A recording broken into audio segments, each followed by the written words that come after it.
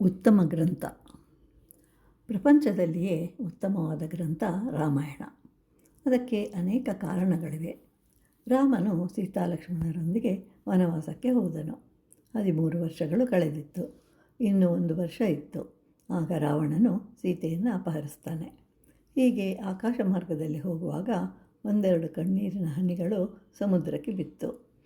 ಸಮುದ್ರವು ಅದನ್ನು ಸಹಿಸಿಕೊಳ್ಳಲು ಸಾಧ್ಯವಾಗಲಿಲ್ಲ. ಆದರೆ ಹನುಮನು ಅದೇ ಸಮುದ್ರವನ್ನು ದಾಟಲು ಹಾರುವಾಗ ಒಂದೆರಡು ಬೆವರಿನ ಹನಿಗಳು ಅದೇ ಸಮುದ್ರದಲ್ಲಿ ಬಿದ್ದವು. ಆಗ ಸಮುದ್ರಕ್ಕೆ ಸಮಾಧಾನವಾಯಿತು ಎನ್ನುವುದು ಕವಿಯ ಭಾವನೆ.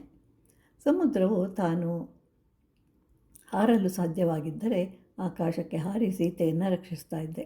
ಹೋಗಲಿ, ಸೀತೆಯನ್ನು ರಕ್ಷಿಸಲು ಯಾರೂ ಕಾಣುತ್ತಿಲ್ಲವಲ್ಲ ಅಂತ ದುಃಖಿಸುತ್ತೆ ಆ ಸಮುದ್ರ ಅನ್ನೋದು ಮತ್ತೊಂದು ಕವಿಯ ಭಾವನೆ.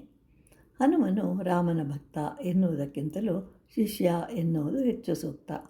ಮೊದಲನೇದಾಗಿ 100 ಯೋಜನ ದೂರದ ಸಮುದ್ರವನ್ನು ದಾಟಿದೆ. ಅಲ್ಲಿ ಎಂದೂ ನೋಡದ ಸೀತೆಯನ್ನು ನೋಡಿ ಉಂಗುರವನ್ನು ಕೊಟ್ಟೆ. ರಾವಣಾಸುರನಿಗೆ ಬೆದರಿಕೆ ಹಾಕಿದೆ. ಲಂಕೆಯಿಂದ ಹಿಂತಿರುಗಿ ಬಂದು ಸೀತೆಯ ಬಗ್ಗೆ ತಿಳಿಸಿದೆ. ನನ್ನ ತಮ್ಮನಾದ ಲಕ್ಷ್ಮಣನು ಮರಣ ಹೊಂದಿದಾಗ ಒಂದಲ್ಲ 2 ಬಾರಿ ಅವನನ್ನು ಸಂಜೀವಿನಿಯನ್ನು ತಂದು ಬದುಕಿಸಿದೆ. ನನ್ನ ಮತ್ತೊಮ್ಮ ತಮ್ಮ ಭರತನು ಪ್ರಾಣತ್ಯಾಗ ಮಾಡದಂತೆ ಕಾಪಾಡಿದೆ. ರಾಮನು ವನವಾಸದಿಂದ ಅಯೋಧ್ಯೆಗೆ ಹಿಂತಿರುಗಿ ಬಂದದ್ದು ಚೈತ್ರ ಶುದ್ಧ ಪಾಡ್ಯಮಿಯ ದಿನ, ಅಂದರೆ ಯುಗಾದಿ ಹಬ್ಬದ ದಿನ.